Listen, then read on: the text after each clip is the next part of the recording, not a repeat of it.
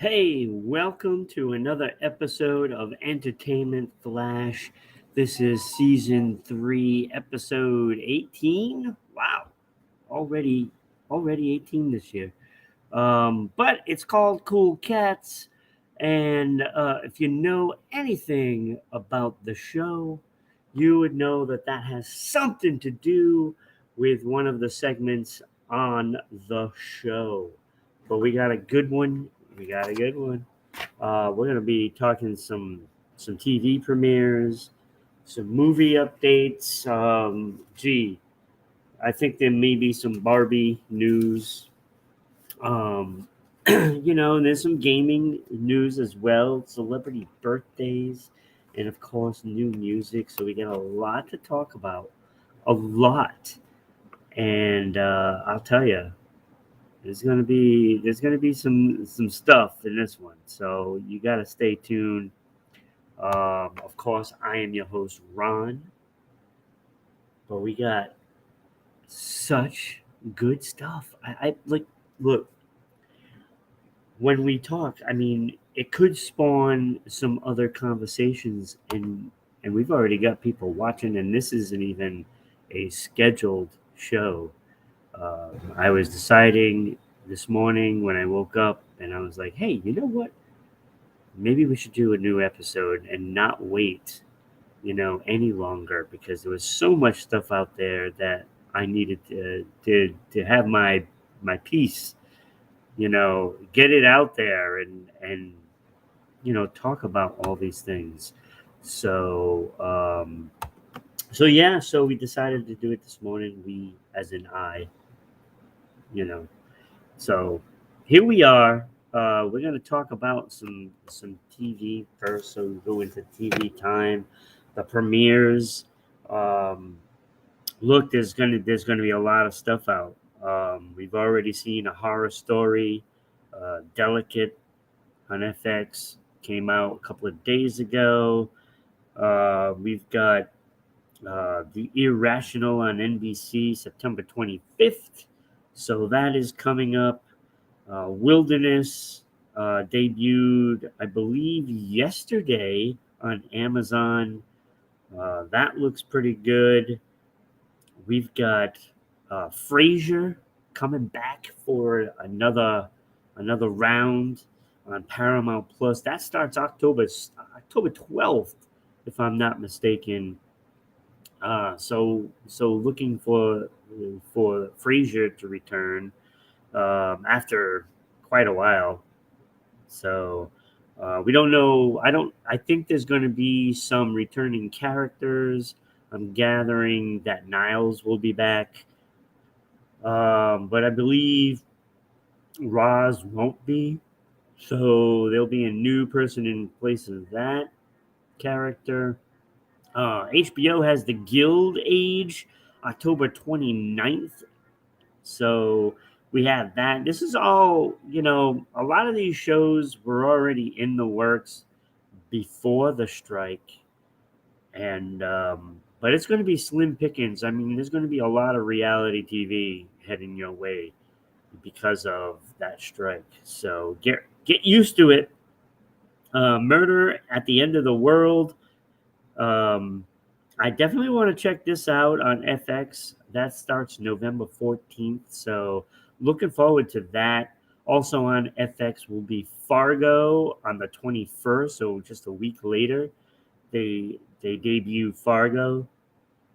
And of course, coming up next week, Survivor and The Amazing Race. I will be tuning into that on CBS starting at 8. I believe Survival will be an hour and a half episode, and then Amazing Race will be after that, and then it'll go back to the hour for Survivor, and then at 9, Amazing Race.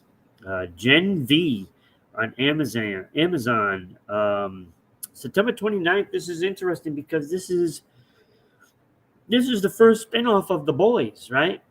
Um, you look at The Boys, and that is such a phenomenal series. So Gen V um, is a spinoff of it, and so I'm going to be looking forward to that.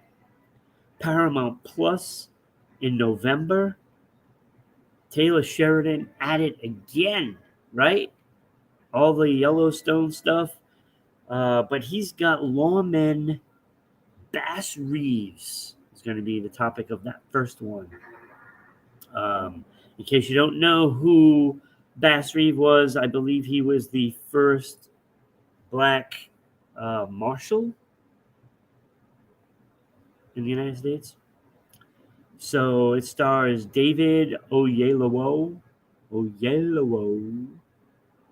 Also in that will be Dennis Quaid and Donald Sutherland. Now, if I know anything about Donald Sutherland, he's probably going to be the bad guy. So he's gonna be the bad guy, no doubt, no doubt. He's gonna play an awful human because that's what he's good at. Donald Sutherland, is a good actor. Say what you want, but good actor, and he always plays the heavy. Always plays the heavy. He's going to be the villain, no doubt. Dennis Quaid, I'm guessing he's going to play a a an important part of this series. I don't know how long the series will last. I'm guessing 1 year. So it'll probably be one season, and then they'll probably do somebody else next time. But Bass Reeves is going to be the focal point of that one. The Irrational one, NBC, on September 25th, stars Jesse L. Martin. So he was on The Flash as the detective, of course. Now he's a great actor, and I'm curious to see how that one is going to turn out. So I mean, this is going to be like a behavioral, investigative kind of thing. The Continental from the world of John Wick. Yes, Peacock, September 22nd. So I believe that is that today? Could that be today? No, that was yesterday. So yesterday, I don't know what the date is, but yesterday is the debut of that. So I gotta check that out. I gotta watch that today. Have to watch it today. Let us know. What do you like out of all these shows? What are you planning on watching? Also, Scott. Oh, by the way, that the Continental, the John Wick thing, stars Mel Gibson and Colin Woodell as Ian McShane's character from the movies. So Mel Gibson is going to play the older version. Colin Woodell is going to play the younger version. So there's going to be some flashbacks. But Mel Gibson, and word has it, Lethal Weapon 5. Just saying. Look, yes, Mel Gibson is kind of a nutcase and, so-called. I don't know. I don't know their personal lives, but when you hear the video and the audios, it's kind of bad. So I think he might have lost it, I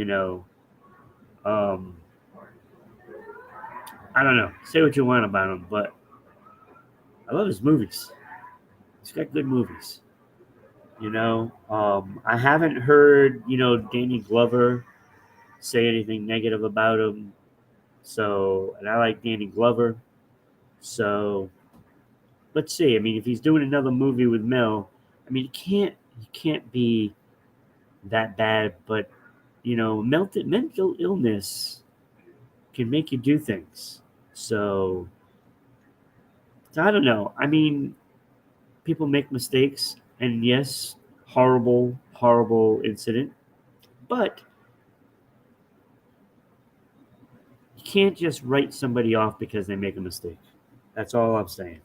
I don't agree with anything he had to say, when he went on his rants. None of that. It is kind of despicable, but you got to give him a chance. maybe he can make good on everything. I don't know. I don't know him personally, so I couldn't tell you. But I love the Lethal Weapon movies, and I will want to see Lethal Weapon 5, to be honest with you. But he usually plays, the bad guy and everything now because that's all he can get. Hollywood has not really accepted him back, but I guess we'll find out when Lethal Weapon 5 comes. Hopefully Lorna is still in that. Lorna. Okay, so Scott Pilgrim takes off. Netflix, November 17th. Scott Pilgrim. Netflix. Are you excited about that one? I'll tell you which one I'm excited about. This last one on the list. Well, not really the last one, but The Walking Dead. Daryl Dixon. Yes, Daryl. He's got to be in France. I don't know how he ends up there, but we're gonna find out, right? We're gonna find out. Daryl, one of the best characters in the whole Walking Dead series. You know, I loved Glenn. Glenn was my favorite. Just saying. Just saying. Horrible death for Glenn. Horrible. Why? But Daryl, he's still going, and he's going to be in France, and that'll be coming up. I believe next year, in 2024. I look. I don't even think they have written the whole series yet. So I don't know how much they've got done. I was thinking it was probably going to come out in November, but the writer's strike definitely isn't going to happen. So I'm thinking, springtime of 2024. But that was supposed to be premiering. I don't know. For all I know, it could be on, this Sunday. Could be on tomorrow. Who knows? It doesn't give a date. It just says it is going to be a fall premiere, and it lumped it in with all of these. So I'm hoping tomorrow. I really am. I'm hoping tomorrow. Um, so if you know when Daryl Dixon will make the debut, let me know because it didn't have a date next to it, and I want to see it. Hulu premieres, in October. It's Huluween. Huluween, probably the best promo out of anything for Halloween because it sounds like it's supposed to be like that. But they premiere the Boogeyman, the Stephen King Boogeyman movie that was out earlier this year, and it did well. So it made money. It made money. It made money. But that comes on October 5th. Looking at the list for Huluween, they also will have Haunted Mansion from Disney on the channel, and of course they will have a new Goosebumps. Yes, a new Goosebumps. Kenny, nice, thank you. Glad you joined. And it was weird. I didn't think you'd be awake at this time. I was going to actually invite you on, but I didn't think you'd be awake, and it was kind of a last minute thing. So, but thank you for being here. Oh, you're gonna love this show, Kenny. You're gonna love it. Like we just went through the TV premiere, so you haven't missed much. Just the premieres. So look, Huluween looks like to be one of the leaders for this Halloween. I mean, when you talk about having the Boogeyman for Stephen King, that's a great start. Okay, because I want to check that out. I didn't see it in the theaters. I'm not a big horror fan because they're mostly ridiculous and mostly terrible and mostly not scary. Because you can almost predict what's going to happen, whether their car isn't going to start or they trip and fall, or how they run and run and run and the killer is walking and yet they still catch up. It's really stupid. It's really bad most of the time. But the boogeyman seems interesting, and we all have our childhood stories. So um, I'm gonna check that out. You know, because that's what I do. Um, so there's a lot of those. Those are the ones that sounded interesting to me. I did not do any of the reality shows that are coming that are going to be crap. Most of them, the only reality shows that were on that list was Survivor and The Amazing Race because I watch both, especially Survivor. I don't miss Survivor. Still a great show after all these years. Kenny, I know you watch it too, so we'll have to watch and maybe possibly do a Survivor recap. Maybe Kenny, if you're interested, let me know. Um, but let's go on to movie updates. We look. I mean, the craze is still going, right? Everything's still pink. Everything is still pink. Barbie is just, I don't know, it's insane to think that this is now the number 11 movie in North America as it just passed the Avengers. Yes, it passed the Avengers for North America sales. Um, More people in the United States and Canada have now watched Barbie in the theater more than the Avengers. To me, that's insane. That is absolutely crazy to even think that, right? But here we are. It keeps going. This movie has made $1 billion worldwide. $1 billion. Like how is that even possible? Right? I mean, when you think about it, yeah, Kenny, you're right. It's sad that this is the mentality of what the moviegoers are, right? How did this movie do this well when you get, like Oppenheimer? It made a lot of money, but it's not doing Barbie numbers, right? Like these Barbie numbers are crazy. Highest grossing movie directed by a female. That's just another milestone. Greta Gerwig, of course. This movie is just hitting milestones. The next one is top 10. Can you believe that Barbie is eventually going to be a top 10 all-time movie? Top 10. Just let that sink in. Let that sink in. I am not one that went to see it. Um, I just can't do it. I can't. I can't go see it. I will probably watch it on TV sometime, you know, pay per view. Um, I don't know. But you know what I am excited for, and it won't touch those Barbie numbers, unfortunately. But the Expendables 4, yes, Stallone, Statham, all of them are back again, doing it up again, and I'm going to be watching that. Now that's one that I'm going to go see in the movie theater. First of all, if you go into the movies, I don't understand why you wouldn't go to see, sci-fi at the theater, because you've got to see a sci-fi movie at the theater.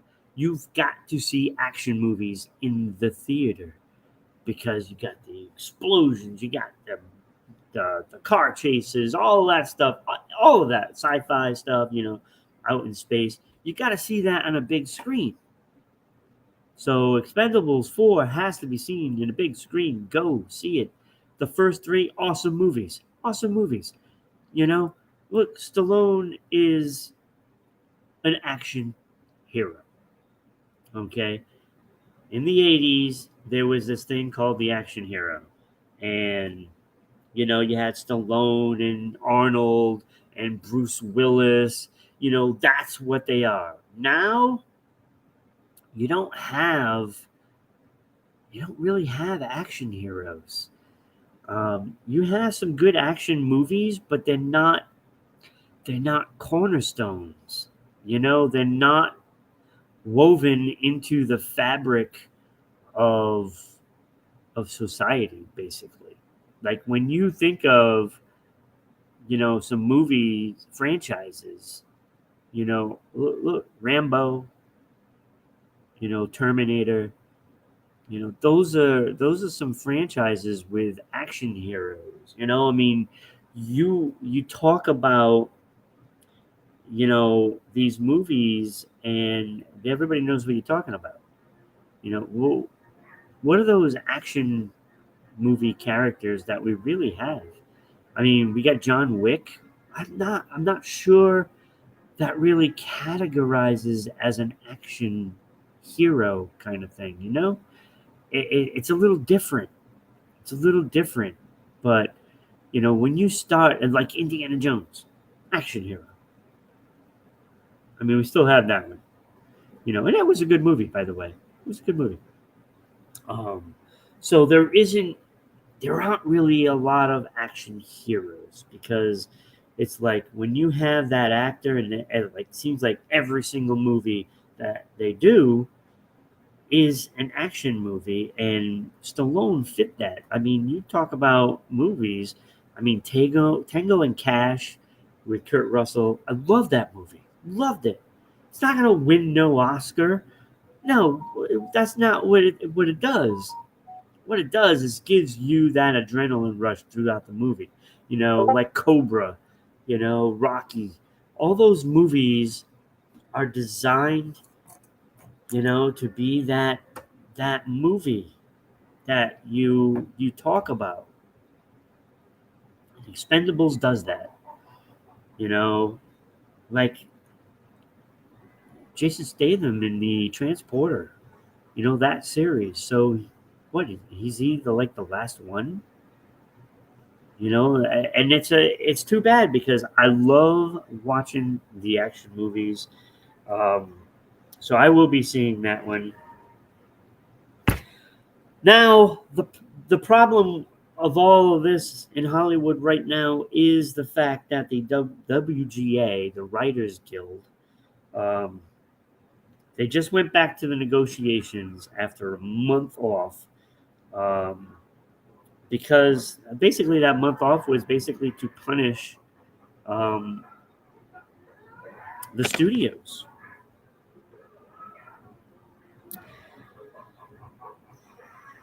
It's been 5 months now since the writers have been on strike, and it doesn't seem like it's going to end anytime soon.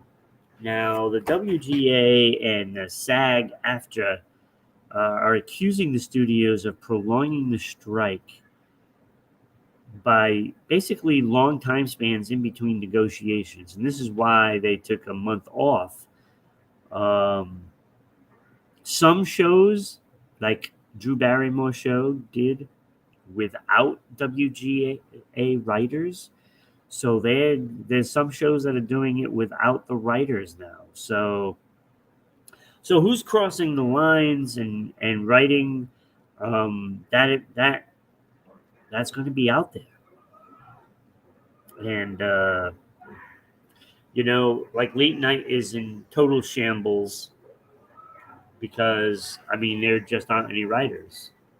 So you're not really seeing the shows, and what this is going to do, this is going to prolong everything, right? It's going to completely mess up these networks that are banking on these shows returning, but they're not going to be there. So if they're not going to be there, I mean, what are we supposed to do? There's eventually going to be movies that were shelved that are going to have to start being thought of to do again. So we're going to start seeing the bottom of the barrel coming out in theaters and on TV. And I don't know. I don't know. I mean, yeah, this has to end. Pay, pay them. Just pay them. They deserve it. They are the ones that keep these shows going. Everybody wants to see their favorite TV show come back. Like, I want to see Chicago Fire again. Gotta see it. But you need those writers because it's getting ugly. And there's already too much reality on TV. Too much. There is way too much. Yeah, you missed Jimmy Fallon. Um, Jimmy Fallon is in a little bit of hot water too. So um, he's had some difficulties with staff coming forward, saying they're mistreated on the show. So Jimmy Fallon has his own problems right now. It's not a guarantee Jimmy Fallon comes back. We'll just say that. But yeah, look, I love Jimmy Fallon's show. You know, I think he's a funny man. He's a funny guy, but he's a funny guy because of those writers. He just knows how to pull it off and make it funny. So, so hopefully all that gets resolved soon because by the end, and as I have like Gallagher in the background, uh, talking up a storm, um, you know, all these reality shows that you're going to start seeing is going to be unbearable. I'm just telling you, all these game shows and all this, you're going to see everybody's going to have a reality show, maybe even me. Step into the life of Ron. Yeah, if somebody wants to pick that up, by the way, you can call and we can do a Ron reality. I like the sound of that. Ron's reality. That sounds good. Nobody better take that. Don't be taking it. All right, so we have some gaming news. This I thought was pretty interesting.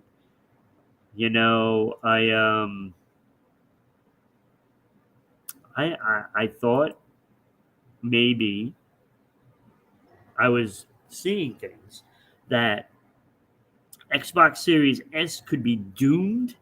Why? Because they are upgrading more of the Series X. They're going to be putting 2 terabytes of space on the actual system. And Gallagher's just going bananas over here. So adding the 2 terabytes, they're going to make it a cylindrical design. Does that make it an Xbox or an X cylinder? I don't know. I don't know about the cylinder thing. Wi-Fi 6E will be added, so there'll be less latency with the controllers and the Bluetooth response and all that stuff. And so that is said to be making its way to the stores 2024 with all those upgrades. That could wipe out the Series S, as it is the worst selling console on the market. So being the worst selling, they're going to improve the Series X. Excuse me. So they're saying that the X will wipe out the S. So, and PlayStation 6 is picking up some steam. There could be another new console coming soon. Now, if they release a PlayStation 6, say, I don't know, next year or the year after, I think that is too soon. And you are a fool to get it. because this is just disgusting if that's the case, because the PlayStation 5 just basically came out. Not everybody even has it. I don't even have the PS5 right now. Okay. And if they have a PS6 come out next year, say, it is just a money grab, and it's going to be the same system. It's going to be the same one. Just like PS4 is really a PS3. Just saying. Just saying. So yeah, I got to play Madden. And I gotta say, I don't get the hype. I don't get the hype. Everybody says, oh, it's such a great game. Blah, blah. It's the same thing as last year. It's really the same thing. I don't see any differences. I mean, I really don't. I don't see the difference. And I'll go even beyond that. When I was playing it, I'm like, you can't even pick plays that, you know, when you go on, you pick your play. You go on to certain things where you go to shotgun or whatever, right? I want to see a mix of run and pass on every screen, right? You don't do that. And then the other person, if you're playing with somebody on the same console, they know every play you're picking. They know if you're picking a run, they know if you're picking a pass. And there's nothing you can do about it because they don't show different plays. With all this technology, how do you not do that? How do you not do it? And you still only get 3 choices on each screen. 3 choices. With all those freaking buttons, you haven't figured out, say, at least 4 choices?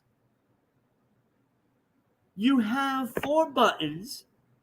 You have the triggers, and you have the bumpers. You literally have 8 buttons on your controller, and some controllers have more. You have 8 buttons on your controller. You can't put 8 different plays up there and pick one? No, you still give 3, even with 4 buttons. I don't understand it. I mean, I just don't get it. I don't understand why they can't do that. Yeah, I'm not even sure it was 5 years ago, Kenny. Might have been more. But I'm looking at it as like, damn, you can't even, you still have 3 choices. I remember when controllers had 3 buttons. I get it. But it has 8. It has 8. I wish I had the controller handy because I'd show you. 8 buttons, 4 in the bottom right, and then you have the bumpers and the triggers. Seriously, there is a problem with the makers. They just do this because they don't want to expand on a game. At least make 6 of them available. Can you do that? 6 buttons. Make 6 of the 8 choices. And then 2 buttons, like one goes backward. And one moves them from side to side. Whatever. Give us choices. Like showing 3 plays and they're all either run or they're all either pass. It's like, no. MK, Mortal Kombat 1 is out. Did a tournament last week. Everybody had a good time. They loved the game. They loved the game. So if I was comparing the two, from what I saw and witnessed with the both of them, I would say MK1 won the new game match. They won. People were playing MK and they were loving it. Loving it. Loving it. It's a beautiful looking game. And that's, you know,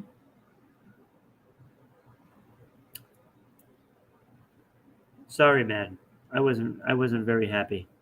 Wasn't very happy with the whole bit, you know. So that is gaming news. You are watching Entertainment Flash here on Rhode Island Broadcasting. This is season 3, episode 18, Cool Cats. Still haven't gotten there. It's still coming. Cool Cats. Remember that. But we are getting there. We still have celebrity birthdays to go. We've got Ron's Top 5. We've got some new music and the playlist still to come.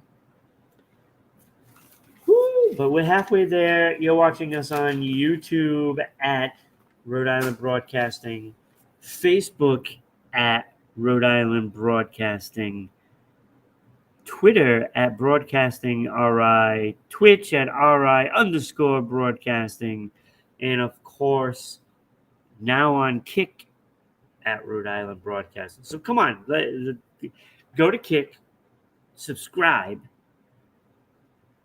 and follow us on that, and help us out. Help us out. Share. Get on Facebook and follow us. We have over 10,000 followers on Facebook. 10,000. Donate bits and stars on Twitch and Facebook. That helps the show. Every little bit helps. Every little bit helps. Sponsor the show if you're out there, if you're a business. I mean, this is, look. I mean, the show speaks for itself. Speaks for itself. So, so get on there and check out all our social media, the Twitter or X, whatever it's called. Whatever it's called. If they decide to call it X, it's going to fail. You need the blue bird back. Don't be an idiot. Moron. I don't know. But celebrity birthdays. This is, I used to do this back on Pop Ascension with Michelle. I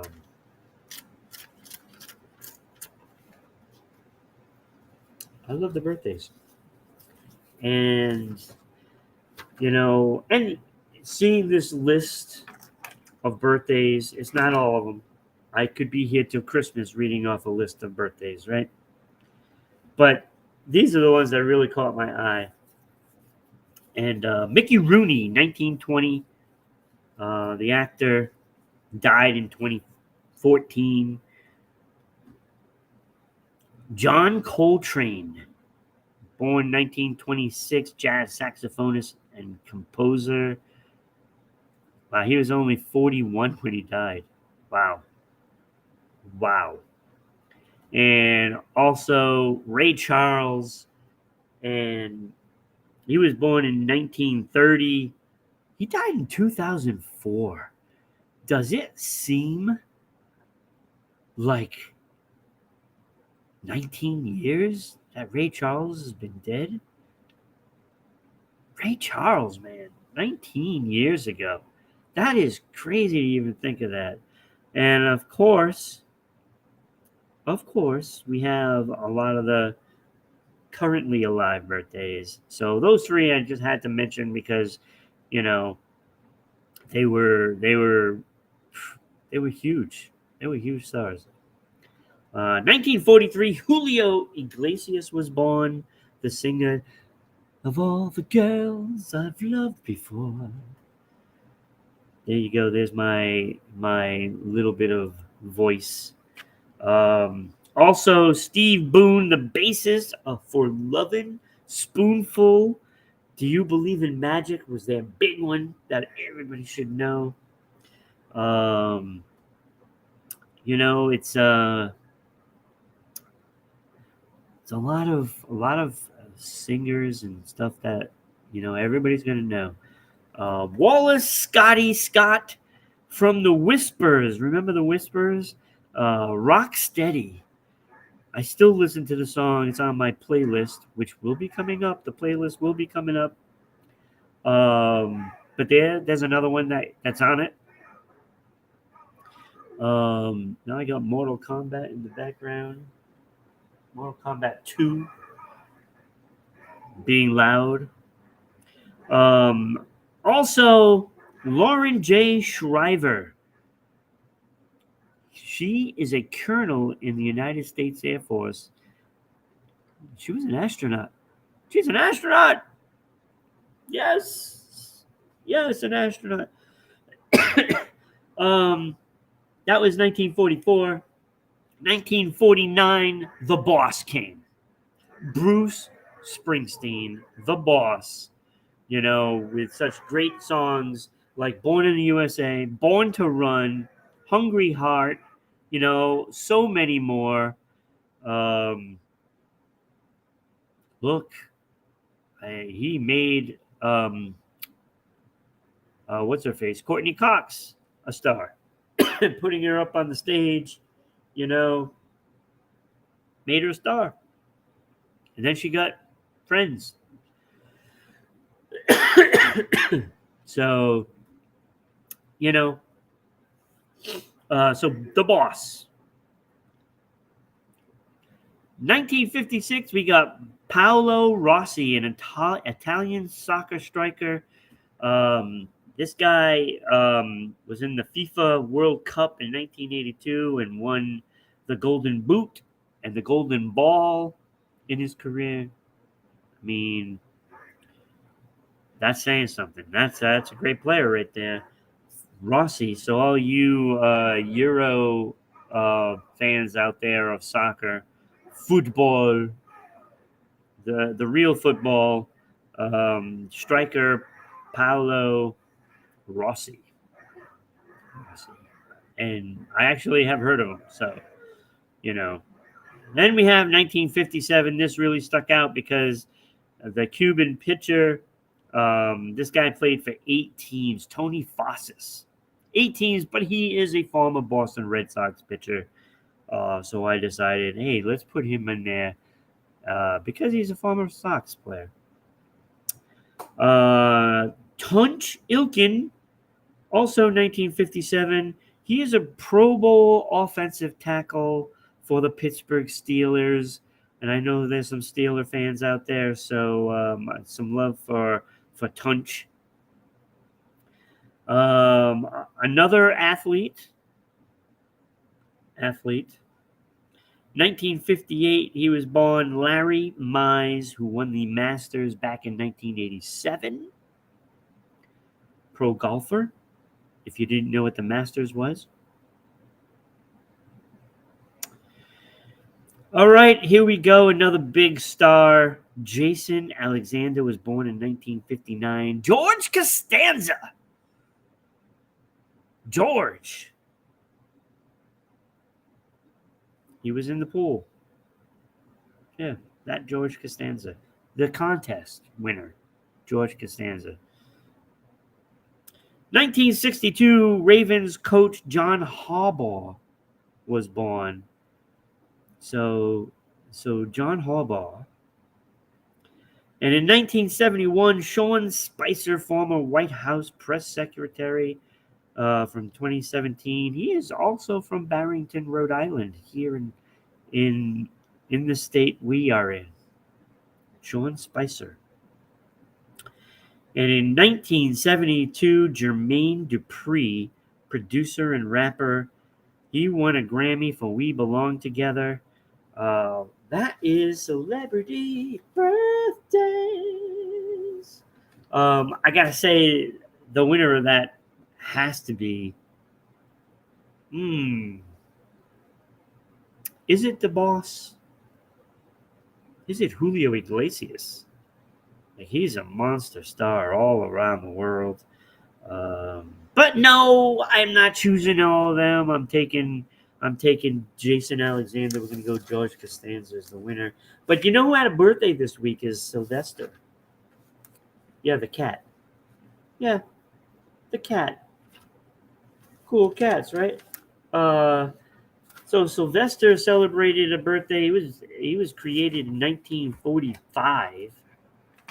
Little question on whether or not it was this week, because I'm looking at it. It looked like March 24th was his actual birthday, but I think they celebrated because it was his first actual cartoon release. Um, so we decided. I decided. Ron's top 5 this week has to be the top 5 animated cats of all time. So the cool cats coming in, we had to go with the cool cats, top cartoon cats of all time. And I'll tell you, this is actually a pretty good list. Let me get my list as I dropped it on the floor, mostly because it has the notes on it of all the cats that I didn't put into the top 5. Didn't put into the top 5 Felix the cat. That was probably the first cat I knew on TV. First cat I knew, Felix the cat. There's also Tigger, if you count lions and tigers and bears.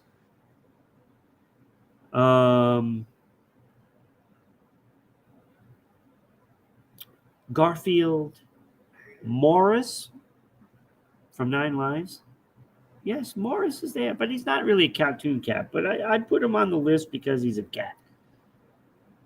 He's a good cat, right? But didn't make the list because he's not animated. Garfield did not make the list. Nope. Mufasa and Simba did not make the list. Scratchy didn't make the list. Pink Panther did not make the list. No Pink Panther on my top 5. Hello Kitty did not make the list.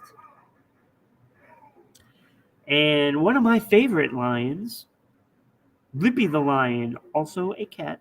Yes, lions are cats. Did not make the list. So you're saying, well, who made your list? Who made my list of the top 5 cats? Animated cats. So you're not going to see no grumpy cat. Nope. Angry cat. Number 5 on my list of cats. Love this cat. Snagglepuss from Yogi Bear. Snagglepuss. Exit. Stage left. Let's get out of here, Raven. Love the cat. He was always upbeat no matter how much trouble he was in. He was always looking for an angle. As all the fans starting to call. Number 5, Snagglepuss. Number 4 has to be Cat in the Hat. He has to make the list, right? The Cat in the Hat. I mean, he's the face of Dr. Seuss. Face of Dr. Seuss. Cat in the Hat. Number 4. Kenny, I can't believe you're not commenting on this. Cannot believe it. I know you're watching. Number 3 is the birthday boy, Sylvester. Look, this cat, 103 cartoons. There's 103 cartoons. And all 103 doesn't get the one he's chasing, whether it's Speedy or Tweety. But I'll tell you, this cat has, like, the cartoon has won 3 Academy Awards. 3 Academy Awards. So he had to be there, right? He had to be in there. Tweety Pie, Speedy Gonzales, and Birds Anonymous were the ones that won the Academy Awards, won Oscars. Sylvester has won Oscars. But you're saying, Ron, well, how can he not be number one then? Well, because number two, and Kenny, you might disagree with this one, but number two is Tom from Tom and Jerry. And I was going to put him at number one, and then I thought, there is one cool cat that had to be above all the rest. Because not only is this cat brilliant, but he's the leader of basically a gang, right? TC, Top Cat. Top Cat has to be the number one because he's got all these other cats working for him, right? Officer Dibble never could catch him. Never could catch him. Officer Dibble was a good cop. One of the best. But he could never catch Top Cat. So therefore, Top Cat had to be number one in my book. I used to love that show. Fun list. So Snagglepuss number 5, Cat in the Hat number 4, Sylvester number 3, Tom number 2, and of course number 1 is Top Cat. Kenny, I cannot believe you haven't commented on any of that. You must have. I hope you didn't fall asleep. There's no way. Maybe you have to go to work because I never do the show at this time. So that was Ron's top 5 cartoon cats. We are going to the stretch, and we have still got the music to do. Still got the music. And I'll tell you, it was a good week for the music. It was a good week. We had, first of all, the new music out.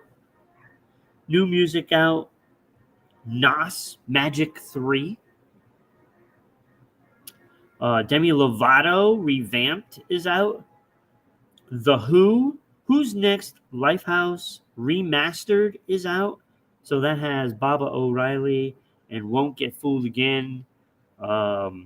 Released again. But remastered. Brian Setzer is back. The Devil Always Collects. He does not have the orchestra. He is not with the Stray Cats. But I got to listen to some songs. And 30 Seconds to Mars.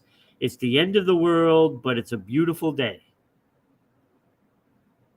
Those are the new albums out that caught my eye, and I believe I got to listen to something from all of them. The Who, I listened to a couple of songs, of course, the 2 that I mentioned, because I wanted to see the difference in being remastered.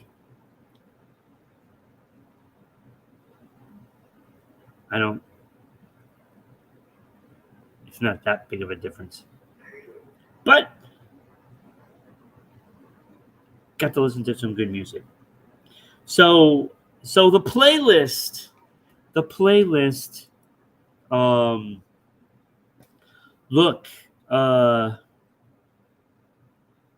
there wasn't too many disappointments. We'll just say that. Only 2 songs did not make my playlist, and that was Fever by Nas. I thought it was good.